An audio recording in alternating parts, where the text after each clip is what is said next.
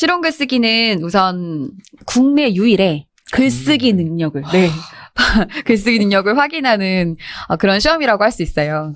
실용 글쓰기는 직무 관련하여서 아까도 제가 살짝 말씀드렸지만 실제로 근무를 할 때 필요한 글쓰기 능력을 다 그 시험 안에서 펼쳐놓고 있기 때문에 실제로 정말 말 그대로 실용적인 시험이라고 할 수 있습니다.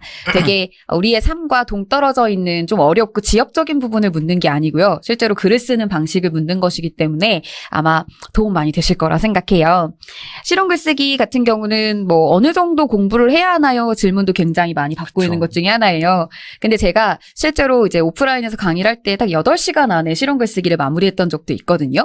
그리고 나서도 8시간 그 수업을 꼼꼼히 들으시고 나중에 시험 합격했다고 하시는 분들, 5점 다 땄다고 하시는 분들도 굉장히 문자를 많이 주셨었어요.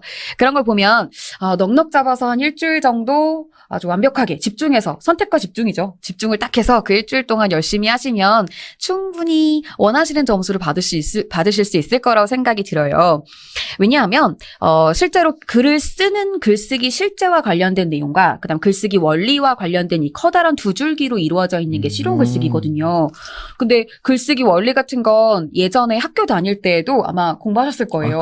글쓰기 할 때 그냥 무턱대고 쓰라고 하지 않고 계획을 하고, 그죠? 막 개요표 짜고 그러고 나서 글 쓰라고 하잖아요. 그러면 계획할 때 해야 될 일, 뭐 개요표 짤 때 해야 될 일, 자료 조사할 때 해야 될 일 같은 것들을 기본적으로 알고 있는 것들, 그걸 찾는 문제가 글쓰기 원리로 등장을 하고요.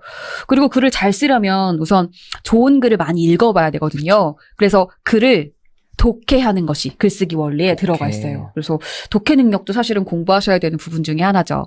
그리고 두 번째로 제가 말씀드렸던 글쓰기의 실제와 관련된 부분은 직접 회사에서 많이 다뤄지는 뭐 기한서나 계획서, 또 제안서 등등 문서의 종류가 되게 많잖아요. 그래서 그런 문서를 실제로 쓰는 빈칸을 한 단락으로 띄어서 요 빈칸에 들어가는 한 단락을 써보시오, 이런 식의 서술형 문제가 나오게 되죠.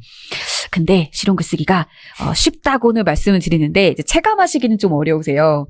왜냐하면 막 서술형을 원고지에다가 엄청나게 길게 800자에서 900자 정도를 써야 되는 마지막에 서술형 10번이 있거든요. 서술형 10번에 800, 900자를 써야 돼요. 실제로 저도 어떤 경향인지를 확실하게 알려드리기 위해서 시험장에 가서 직접 시험을 봤거든요.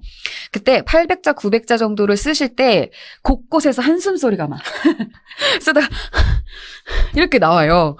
그런 거를 적응하기에는 우리가 그냥 일반적인 문제지만 푼다고 해서 될 일은 아니에요. 실제로 한번 써보셔야 합니다. 그래서 실제로 써보고 첨삭도 해보고 이런 걸 이제 제가 있으니까 저에게 뭐 질문도 해주시면서 첨삭을 많이 진행하셨던 분들이 결국 결과가 좋으시더라고요. 그래서 그런 걸 보면 많이 써보는 게 또 방법이 아닐까, 이런 생각이 들었습니다.